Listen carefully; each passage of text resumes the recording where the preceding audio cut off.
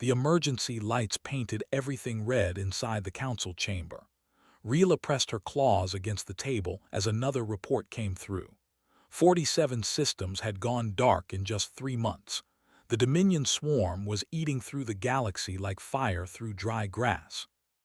"We need to evacuate the outer colonies," someone said. Rila couldn't tell who anymore. Everyone sounded scared.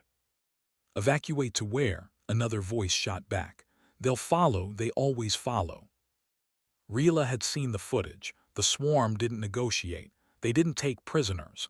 They consumed everything and moved to the next system. Her people, the Centauri, had lost 3 colonies already. Millions dead. Billions more would follow. "There must be something we haven't tried," she said, louder than she meant to. The chamber went quiet. All eyes turned to her. "The old records, the first Galactic War, there was something." "Fairy tales," the hegemony representative said. "We need real solutions." "A ship," Rila continued, pulling up the ancient files on her display. "The records call it the Guardian. During the First War, when the Devourers nearly ended all life, something stopped them. One vessel. It destroyed an entire invasion force in a single battle. And then vanished," someone added. "Convenient." "The records are consistent across 12 different species," Rila said. "They all describe the same thing. A ship that moved impossibly fast, weapons that shouldn't exist, and then it disappeared into the void territories 800 years ago." "The human zone," the hegemony representative said. The word human made several delegates shift uncomfortably. Humans had been quarantined for so long that most species only knew them from old warnings. Dangerous, unpredictable, better left alone. "We're dying," Rila said simply. "What do we have to lose?" The vote was close, but fear won. They would send one ship to search. If the legend was real, they would find it. If not, at least they tried. Captain Nora volunteered immediately. Her diplomatic frigate wasn't built for war, but it was fast and could reach the void territories. She assembled her team carefully. Dr. Hayes, a human xenoarchaeologist who had spent his life studying his own people's history from the outside. Wick, the best pilot in the fleet, and Rila herself, who insisted on coming along. The journey took 2 weeks. They followed coordinates from the ancient star charts, jumping deeper into uncharted space. The void territories earned their name. No colonies, no stations, just empty systems and silence. Until they found the debris field. "By the ancestors," Wick whispered. The view screen showed destruction on a scale none of them had seen. Thousands of wrecked ships floating in the dark. Some were so old that space dust had formed clouds around them. "This is it," Dr. Hayes said, running scans. "The battle site from 800 years ago. These ships match the Devourer designs from the old records." "And that," Nora pointed at something massive on the edge of the field. It was a space station, ancient but intact. Lights blinked along its surface, impossibly still active after all these centuries. "Reading power signatures," Wick reported. "It's operational, minimal, but it's alive." They docked carefully. The station accepted their connection without protest, as if it had been waiting. Inside, the corridors were human-built. Dr. Hayes recognized the design from historical databases. Everything was perfectly preserved. "Stasis pods," Rila called out. They found them in a central chamber. Dozens of pods lined the walls. Most were empty, but some still showed active readouts. One pod began to open. Warning lights flashed. Steam hissed into the cold air. A man sat up slowly, breathing hard, eyes adjusting to the light. He looked young, maybe 30. Human. His uniform was like nothing they had in modern databases. "How long?" he asked, voice rough from sleep. He looked at each of them in turn, taking in Rila's scales, Wick's compound eyes, Nora's 4 arms. "How long have I been under?" 800 years, Dr. Hayes said quietly. "Give or take." The man closed his eyes for a moment. When he opened them again, they were steady. "I'm Commander Lane, Deep Guard Initiative, Earth Defense Force." He stood, joints popping.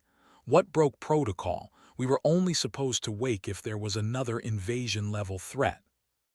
There is, Nora said. The Dominion swarm. They're wiping out system after system. Nothing stops them. Lane's expression didn't change, but something shifted in his eyes. Recognition maybe, or memory. How bad? 47 systems in 3 months, Rila answered. Millions dead. Our fleets can't even slow them down. And you came here looking for the legend, Lane said. It wasn't a question. Looking for the Guardian. We came looking for hope, Nora admitted, even if it's just a story. Lane walked to a wall panel and pressed his hand against it. The station hummed. Lights brightened. Somewhere deep below them, something massive was powering up. It's not a story, Lane said. Follow me. He led them through corridors that came alive at his touch. The station recognized him, responded to him. They descended through multiple levels until they reached a massive hangar bay. The doors opened slowly, revealing what waited inside. The ship wasn't large, maybe twice the size of their frigate, but it looked wrong somehow. The hull was covered in geometric patterns that hurt to look at for too long. It seemed to absorb light rather than reflect it. Just seeing it made Rila's scales itch with unease. The Wanderer, Lane said. My ship, Earth's gift to the galaxy. We built one vessel and poured everything we had into it. Then we volunteered to guard the darkness for as long as it took. One ship, Wick said, against the swarm. One ship, Lane confirmed, but it's enough. He turned to face them. The Centauri homeworld, that's next on the swarm's list, isn't it? Rila's blood went cold. How did you know? Because that's what I would do, strike at the heart, break the spirit. Lane moved toward the ship. Get your people out of the system if you can. I'll buy you time. Wait, Nora said. You just woke up. You've been asleep for 800 years. You need time to adjust, to prepare. Lane looked back at her. His eyes were tired but determined. I've been preparing for 800 years. That's what the sleep was for, to be ready when the galaxy needed us again. He climbed into the ship. Get clear and record everything. The Council needs to see what happens next. The Wanderer moved like nothing Wick had ever seen. One moment it sat dormant in the hangar. The next it was accelerating out of the station at speeds that should have torn it apart. No warm-up, no pre-flight checks, just instant activation. Following at maximum speed, Wick reported. Their frigate was fast, but watching the Wanderer pull ahead was like watching a predator hunt. Effortless. Inevitable. Dr. Hayes worked at his console, recording every detail. The hull pattern is changing. Those geometric designs are shifting. Reactive armor, Lane's voice came through their communications. The ship adapts to whatever it faces. It's not just a vessel, it's a living weapon system. Rila watched the ship disappear into jump space. Her homeworld was 3 days away at their speed. The Wanderer would arrive in hours. Tell me about the Deep Guard, she said to Dr. Hayes. Why would humans do this? Dr. Hayes pulled up old files. His fingers shook slightly. These were his people's history, but even he was discovering it for the first time. 800 years ago, Earth made first contact during the First Galactic War. The Devourers were consuming everything. Earth was young, weak. We had barely left our own solar system. So they hid, Nora said. No, they volunteered. Dr. Hayes projected images of old Earth, cities, oceans, billions of people. They saw a galaxy tearing itself apart and decided to help. But the Council back then was terrified of humans. We came from what they called a death world, too strong, too adaptable, too aggressive. Death world? Rila asked. Earth kills its own children constantly. Earthquakes, hurricanes, predators, disease. Humans evolved by surviving what would destroy most species. The Council saw that and panicked. They thought humans would conquer everyone. So Earth built the Wanderer to prove them wrong, Wick said. To prove them right and wrong, Dr. Hayes corrected. Yes, humans are dangerous, but not to their friends. They poured every resource into one ship, their best technology, their finest pilot, and then they offered a deal. They would accept quarantine, seal themselves away from the galaxy, but this ship and its crew would stay behind, sleeping, watching, ready to defend anyone who needed them. For 800 years, Rila whispered, without knowing if they would ever wake up. That's humanity, Dr. Hayes said. We protect people, even at the cost of everything. They reached the Centauri system 2 days later. What they found made Rila's heart stop beating. The swarm had arrived early. The orbital defense stations were already burning. The planetary shields flickered under constant bombardment. 200 swarm capital ships filled the system like locusts. Her homeworld was dying. Where is he? Nora scanned frantically. Where is the Wanderer? There, Wick pointed. A small blip on the sensors, moving through the swarm fleet like a needle through cloth. That's impossible, Nora breathed. He's in the middle of them. The view screen showed it clearly now. The Wanderer wasn't running, it was hunting. The small ship moved between the massive swarm vessels, its weapons firing in precise bursts. Each shot hit critical systems, engines, weapons, life support. Swarm ships began drifting, dead in space. He's not destroying them all, Dr. Hayes realized. He's disabling them strategically, using them as obstacles. It was true. Lane positioned wrecked ships between himself and other threats. He used their hulls as shields, their mass as weapons. One disabled ship crashed into 3 others, the collision tearing all of them apart. The swarm is adapting, Wick reported. They're forming kill boxes, trying to trap him. They watched as 50 swarm ships created a sphere of overlapping fire. Any ship that entered would be torn apart instantly, but the Wanderer didn't avoid it. Lane dove straight in. No, Rila gasped. The reactive armor blazed with light as thousands of weapons fired at once. The geometric patterns on the hull spun faster, redirecting energy, absorbing impacts. The Wanderer didn't slow. It reached the center of the formation and fired a single shot. The nearest swarm queenship exploded from the inside. Its communications array, the hub that coordinated the hivemind, shattered. Suddenly 50 ships were acting independently instead of as one unit. They fired at each other in confusion. Lane emerged from the other side of the formation, completely undamaged. By the ancestors, Wick whispered. He's not fighting them, he's conducting them. For the next hour, they watched something impossible. Lane didn't just destroy the swarm. He orchestrated their defeat. He used their own tactics against them. Their numbers became a weakness as he forced them into collisions. Their coordination failed as he eliminated communication ships. Their aggression made them predictable. The Centauri defense fleet, inspired by this impossible guardian, rallied.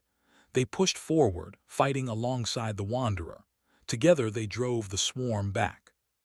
When it ended, 87 swarm vessels were destroyed or disabled. The rest retreated in chaos.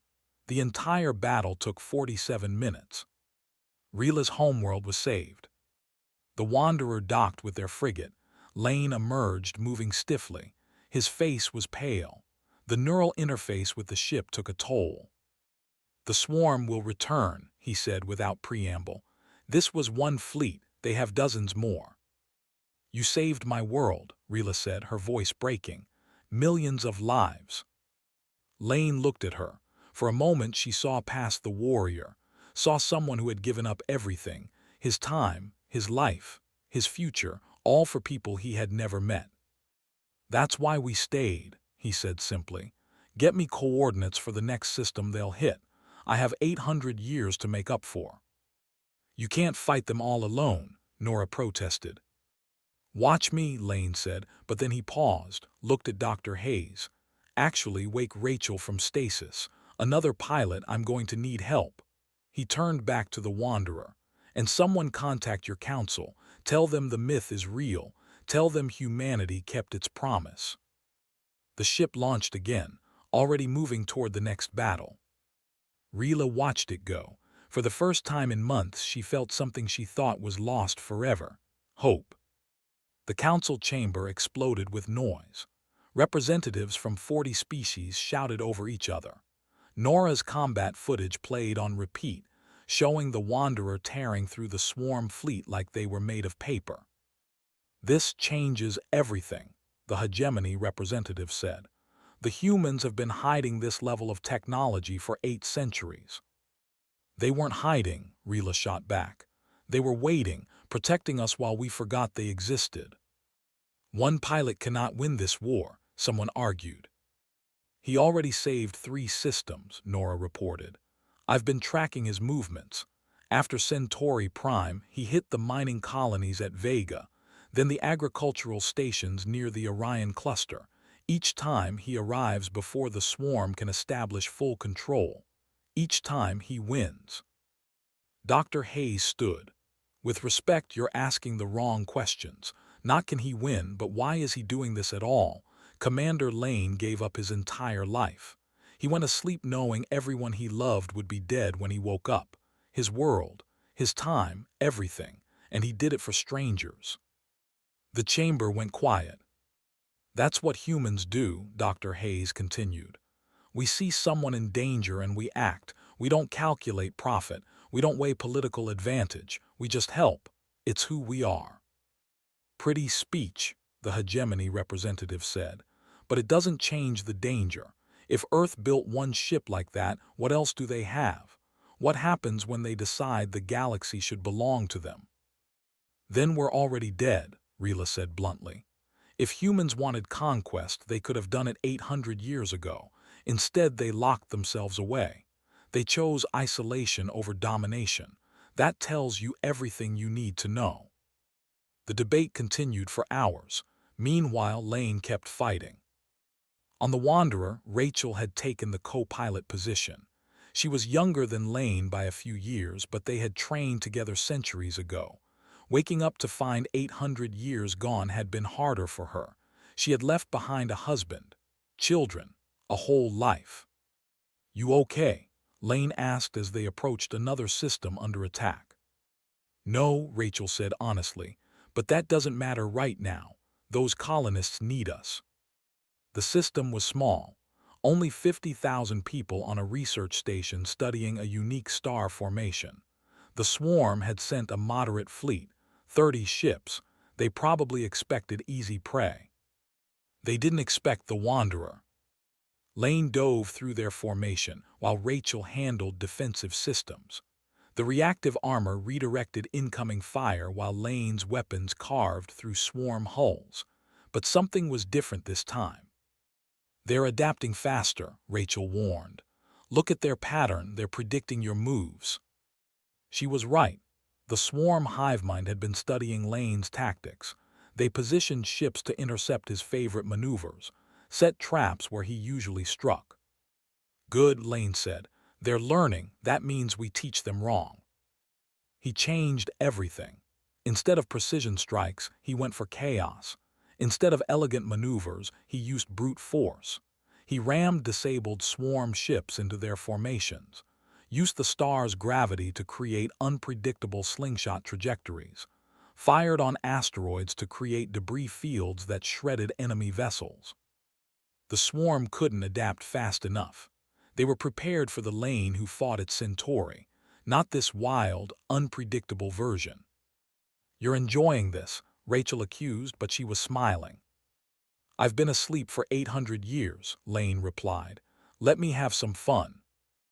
They saved the research station with minimal casualties.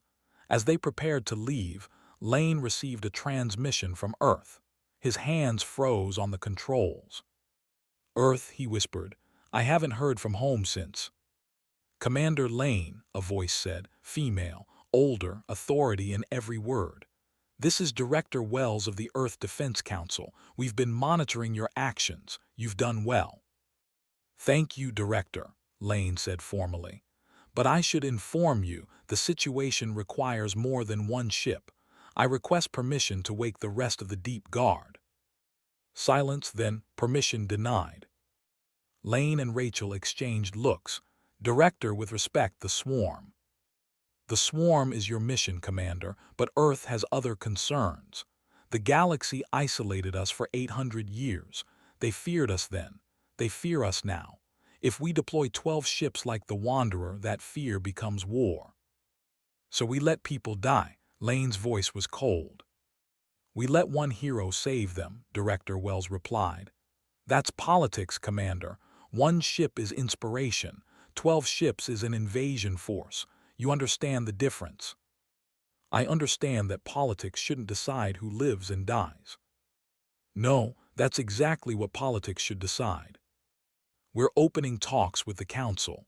They want to meet us, want to discuss ending the quarantine, but only if we're not a threat. Your actions are helping that. Don't ruin it by proving them right to fear us. The transmission ended. Lane sat in silence. She's not wrong, Rachel said quietly. If Earth deploys everything we have, the Council might attack us instead of the swarm. Fear makes people stupid. So we keep fighting alone. We keep fighting smart, Rachel corrected. That's the real human advantage. We adapt. 3 days later, the swarm set a trap. They positioned 3 fleets around a refugee convoy, millions of civilians in slow-moving transport ships. The swarm offered Lane a choice.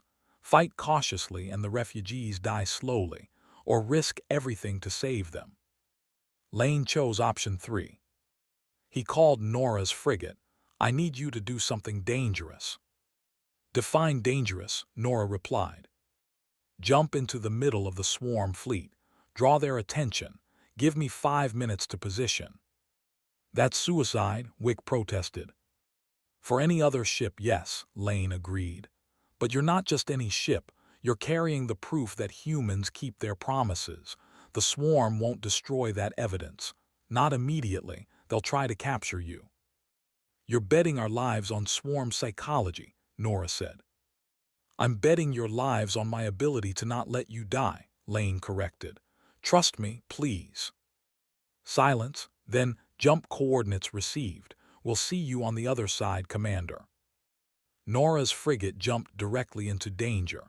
The swarm fleet immediately swarmed toward them, weapons charging but not firing. They wanted the ship intact. Lane used those 5 minutes perfectly. The Wanderer emerged behind the swarm command ship and fired everything. The resulting explosion scattered the fleet. Chaos erupted. In the confusion, Lane and Rachel evacuated the refugees through the opening. Every single civilian survived. But the Wanderer didn't. The reactive armor was breached. Systems failed across the board. Lane limped back to the hidden station, trailing debris. Alarms screamed through the station as the Wanderer limped into dock. Smoke poured from hull breaches. The once beautiful geometric patterns were scorched black. Lane barely made it out of the cockpit before collapsing. Get Chief Engineer Davis, Rachel shouted into her communicator. Wake him now, and anyone else who can help repair this ship. The stasis bay hummed to life. One by one, the remaining Deep Guard members emerged from their 800-year sleep. Davis came first, an older man with graying hair and sharp eyes.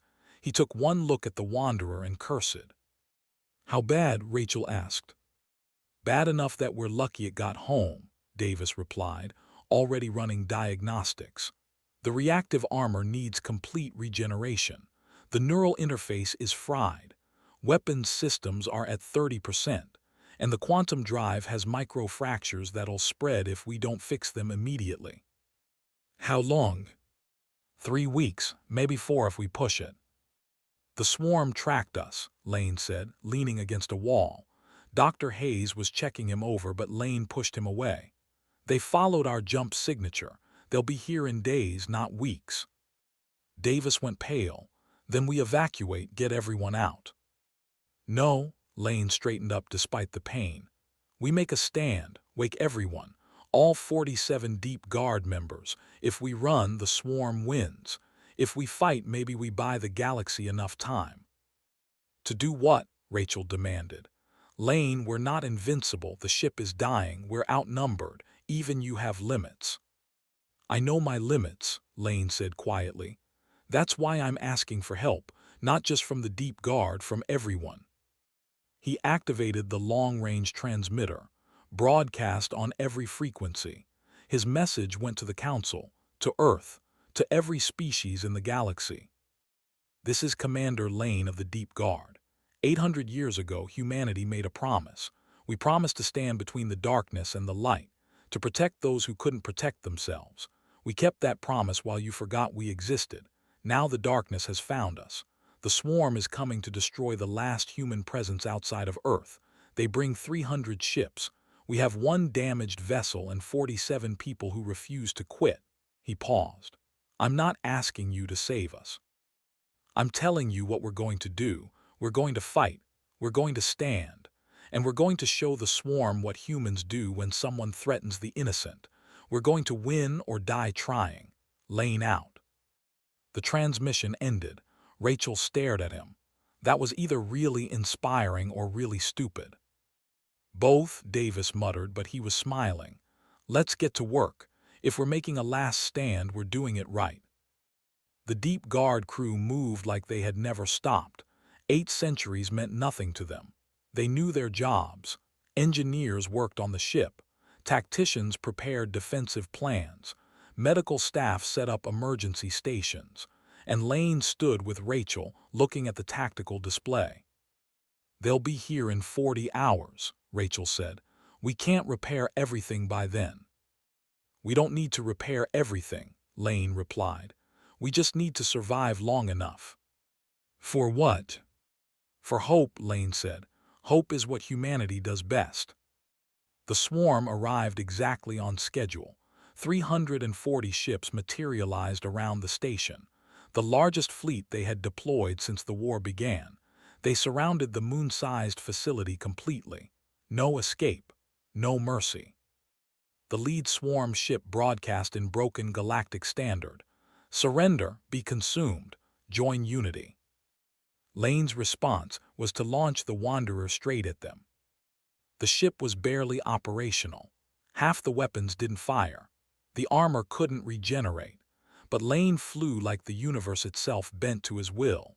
He wove through the swarm formation, hitting targets with remaining weapons, using momentum and gravity as weapons when guns failed. Rachel piloted a small defense fighter, running interference. 3 other Deep Guard pilots joined her, their ships ancient but still deadly in skilled hands. They covered Lane's flanks, drawing fire, creating chaos. But it wasn't enough. The swarm kept coming. The station's shields buckled under sustained fire. Hull breaches opened. Sections depressurized. The Deep Guard fought with everything they had, but physics doesn't care about determination.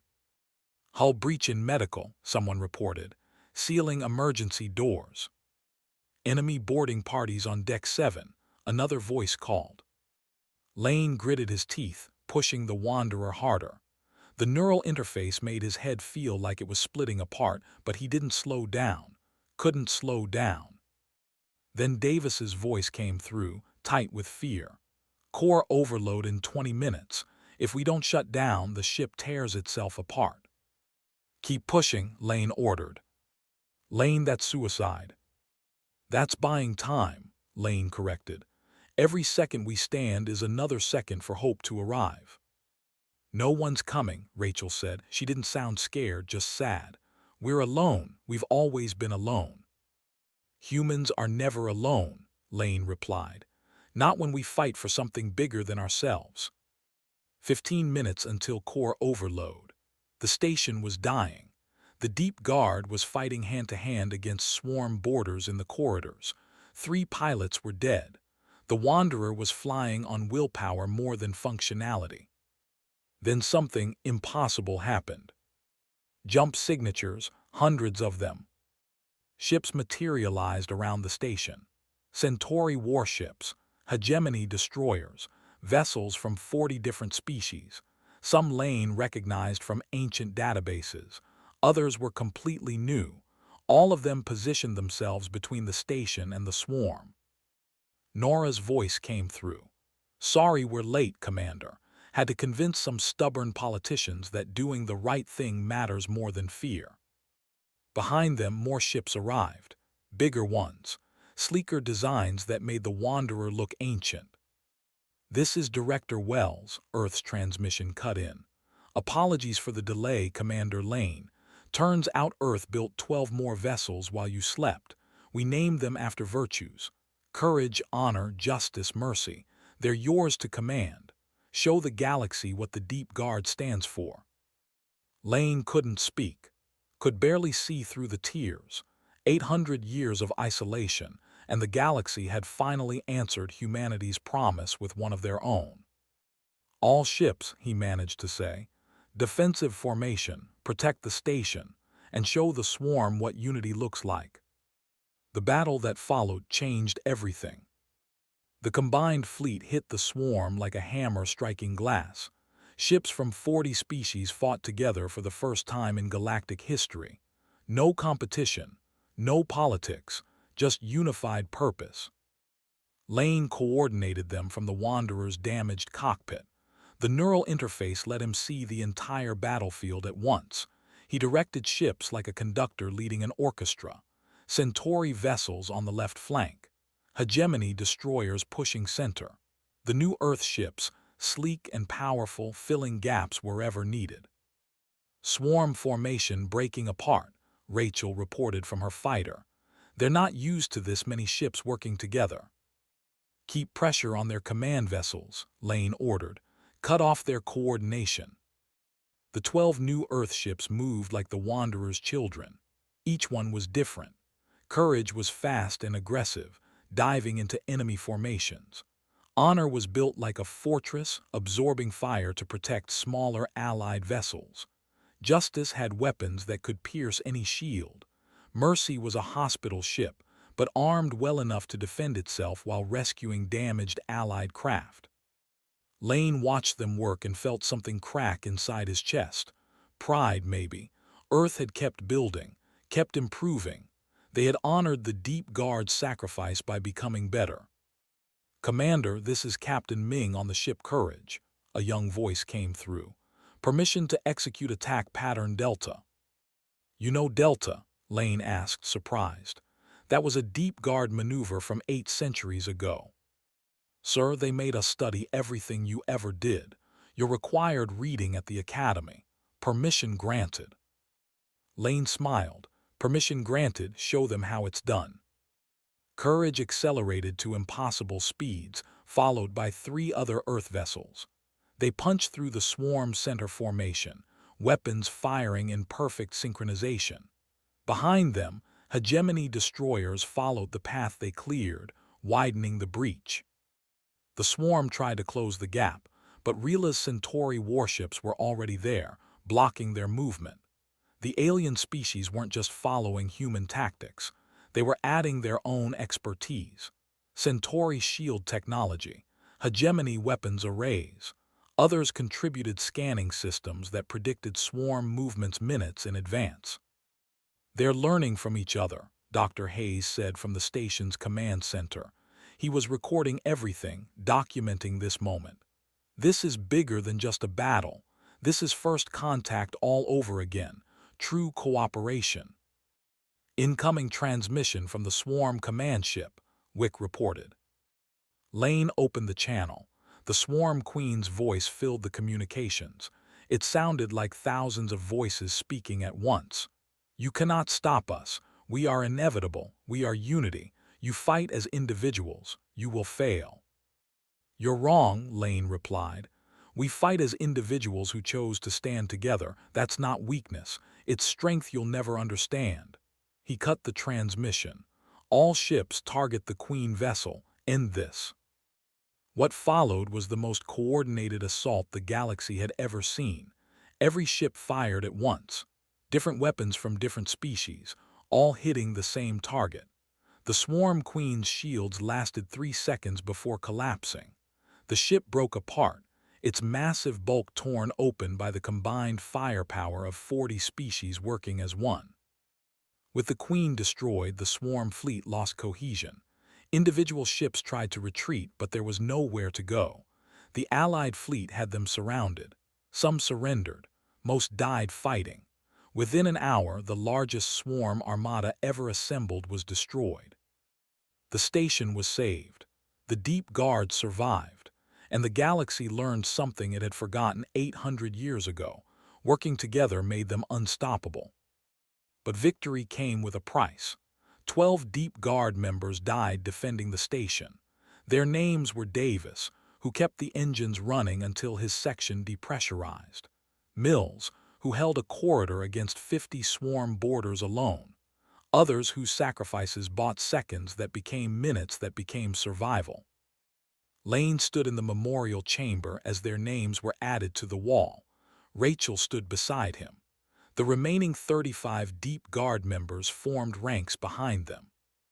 "They gave everything," Rachel said quietly, "just like we all agreed to do 8 centuries ago." "And now the galaxy knows what that means," Lane replied. "They saw humans die protecting strangers. They saw us stand when running made more sense. Maybe now they'll understand why Earth accepted the quarantine. We weren't running away. We were giving them time to be ready for us." Outside the station, the combined fleet held position. Council representatives were arriving for emergency meetings. Earth's diplomatic corps was preparing for first contact with species they had only known through old databases. History was being written in real time. Nora found Lane in the observation deck watching the ships. "The Council wants to meet with you, formally. They're offering to lift the quarantine." "What does Earth say?" Lane asked. "Director Wells is being cautious. She says humanity has survived 800 years alone. We can take our time rejoining the galaxy. Do it right this time." "Smart woman," Lane agreed. "We're not the same species we were. Neither is the galaxy. We need to learn about each other again before making permanent decisions." "The Council is proposing something called the Covenant," Rila added, joining them. "Not a treaty. Treaties imply distrust. A covenant is a promise between equals. Humans agree to share technology gradually. The galaxy agrees to accept you as partners, not threats." Lane considered this, and the Deep Guard. "Becomes official," Nora said. "A joint force. Humans and aliens working together, defending everyone. The station becomes headquarters for this new unified defense fleet." "We'll need more people," Rachel said. "The remaining Deep Guard can't do this alone." "Earth is sending volunteers," Nora confirmed. "And other species want to join too. They saw what you did. They want to learn, want to be part of something bigger than themselves." Lane looked at Rachel. She nodded. The choice was made. "Tell the Council we accept," Lane said. "The Deep Guard will continue its mission, but not alone anymore. We'll teach anyone who wants to learn, share what we know, build something that lasts." "What about the swarm?" Rila asked. "They still control dozens of systems." Lane's expression hardened. "Then we have work to do. The galaxy stood with us today. Tomorrow we stand with them. We push the swarm back, contain them, end the threat permanently." He turned to face them all. Not as humans, not as Centauri or hegemony or any single species, as a galaxy that finally learned to stand together. 3 months after the battle, Lane stood in front of the Galactic Council for the first time. Not as a warrior, not as a guardian, as a representative of humanity explaining who his people really were. The council chamber was packed. Every species wanted to see the human who had changed everything. Lane wore his old Deep Guard uniform, carefully preserved for 8 centuries. It felt strange to be the center of attention after so long in the darkness. "Commander Lane," the council speaker began, "your actions have forced us to reconsider many things. We invited you here to answer one question. What does humanity want?" Lane took a breath. He had prepared for this, practiced with Director Wells and the New Earth delegation. But standing here, he threw away the prepared speech. 800 years ago, you asked us that same question," he said. "You looked at humans and saw danger. You saw a species from a world that kills its own children. You saw our strength and adaptability and assumed we would use it for conquest. You were so afraid that you gave us a choice. Join the galaxy as subordinates or leave entirely. The chamber was silent.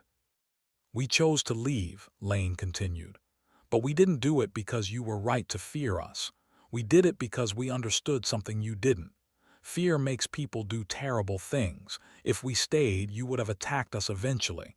Out of fear, not fact. So we removed ourselves, locked our system away, let you forget about us. But you didn't really leave, Rila said. The deep guard remained. Because protection doesn't require permission, Lane replied. We didn't ask if you wanted our help. We just gave it. That's what humans do.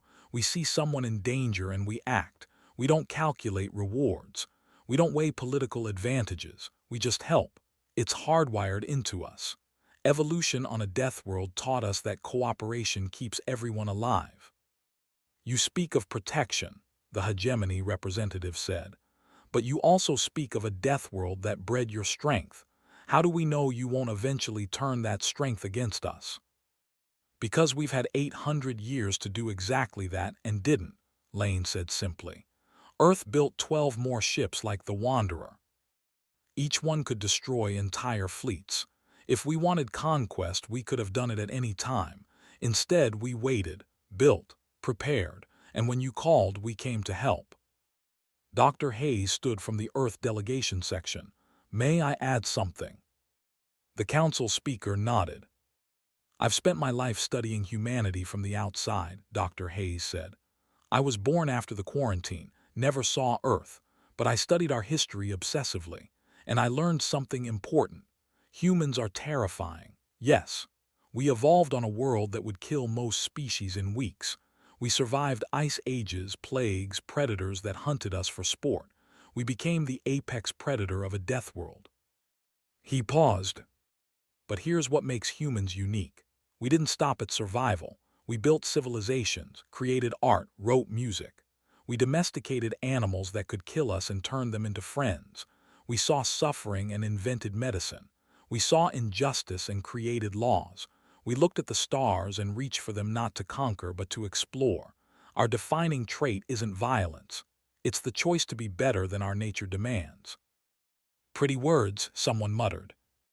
True words, Nora corrected. I've fought beside Commander Lane. I've seen him risk everything for strangers. The Deep Guard gave up their lives, their time, their futures for people they never met. That's not propaganda. That's proof.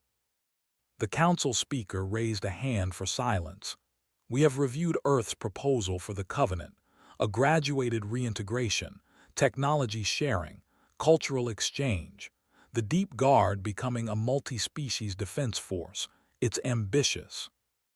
It's necessary, Director Wells said, standing from the Earth delegation. She was older than Lane remembered.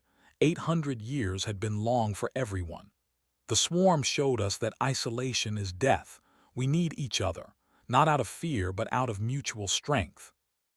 And if humanity grows too powerful, the hegemony representative pressed, if you decide the galaxy should follow your rules.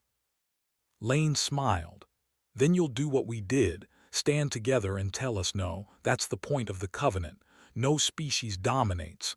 No one stands alone. We protect each other, learn from each other. And if anyone steps out of line, everyone else pushes back. You want us to trust you, the council speaker said. No, Lane corrected. I want you to work with us. Trust takes time. We'll earn it. But right now, the swarm still controls 40 systems. They're regrouping, planning. The war isn't over. We can spend months debating trust, or we can spend that time saving lives. Your choice. The council deliberated for 3 days. Lane spent that time at the station, training the first group of non-human volunteers for the Deep Guard. They came from everywhere. Young pilots eager to learn. Veterans who had fought the swarm and wanted to hit back harder. Scientists wanting to study human technology. Rachel was in charge of training. She was harder on them than Lane ever was on her, but they responded well. Humans and aliens working side by side, learning each other's strengths. When the council's decision came, it was unanimous. The Covenant was approved. Earth would rejoin the galaxy gradually over the next decade. Technology sharing would be carefully managed. The Deep Guard would become the Galactic Defense Initiative, a volunteer force from all species dedicated to protecting everyone. Lane was offered overall command. He accepted on one condition. Rachel would be his co-commander. Command should never belong to one person or one species. A year later, Lane walked through the memorial garden they had built on the station. 47 names were carved there now. The original Deep Guard members who never woke up, the 12 who died in the battle. Each name represented someone who gave everything. Rachel found him there. The new recruits are ready for their first patrol, mixed crews, human tactics combined with alien technology. They're going to be incredible. Good, Lane said. The galaxy needs guardians, not just human ones, everyone willing to stand. Do you think we did the right thing? Rachel asked. Waking up in a time that isn't ours, fighting a war that isn't really ours. Lane looked at the stars through the transparent dome. Somewhere out there, the galaxy was healing. Species that had feared each other were learning to work together. The swarm was being pushed back system by system. Hope was spreading. We did exactly what we promised, he said. We stood in the gap, protected those who needed it, and showed the galaxy that standing together beats standing alone every time. He smiled. Yeah, we did the right thing.